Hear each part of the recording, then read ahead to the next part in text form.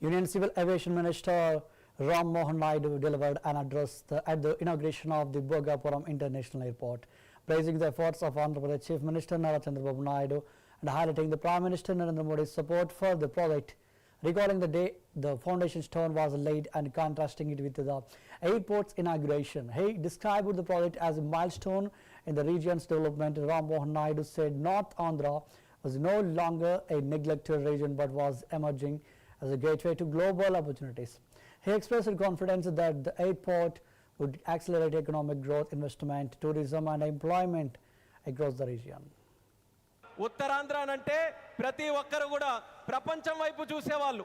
మనకి పని కావాలన్నా, మనకి ఏ అవకాశం కావాలన్నా, మనకి పొట్ట గడవాలన్నా, ఏ కార్యక్రమం చేయాలన్నా సరే ఉత్తరాంధ్ర అంతా కూడా ప్రపంచం వైపు చూసేది.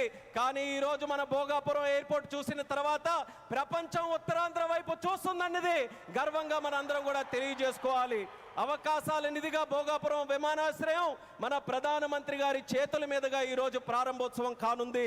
అలాంటి విమానాశ్రయం ఒక 77,000 చదరపు అడుగులతో తయారవుతున్నటువంటి విమానాశ్రయం సుమారు 60 లక్షల కెపాసిటీతో తయారవుతుంది.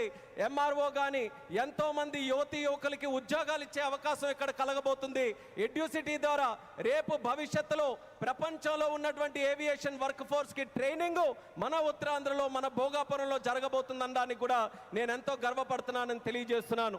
అటువంటి ఉత్తరాంధ్ర ప్రాంతంలో ఈరోజు ఈ భోగాపురం ఎయిర్పోర్టు మన అందరికీ కూడా సింహద్వారంలా ఉందని తెలియజేస్తున్నాను. ఇచ్చాపురం నుంచి పాతపట్నం, పాలకొండ, శ్రీకాకుళం, అలాగే బొబ్బిలి, పార్వతీపురం, విజయనగరం, అరకు, అనకాపల్లి, విశాఖపట్నం, ఈ ఉత్తరాంధ్రలో ఏ ప్రాంతం తీసుకున్నా సరే అందరికీ కూడా సమాన దూరంలో ఉన్నటువంటి ఈ భోగాపురం విమానాశ్రయం మనందరికీ కూడా సింహద్వారంలాగా పనిచేయబోతుందని తెలియజేస్తున్నాను. అలాగే మీ అందరికీ కూడా తెలుసు, కలియుగ వెంకటేశ్వర స్వామి ఆలయానికి వెళ్తే సంవత్సరానికి ఒకసారి వైకుంఠ ఏకాదశి నాడు ఉత్తర ద్వారం తెరుచుకుంటుంది.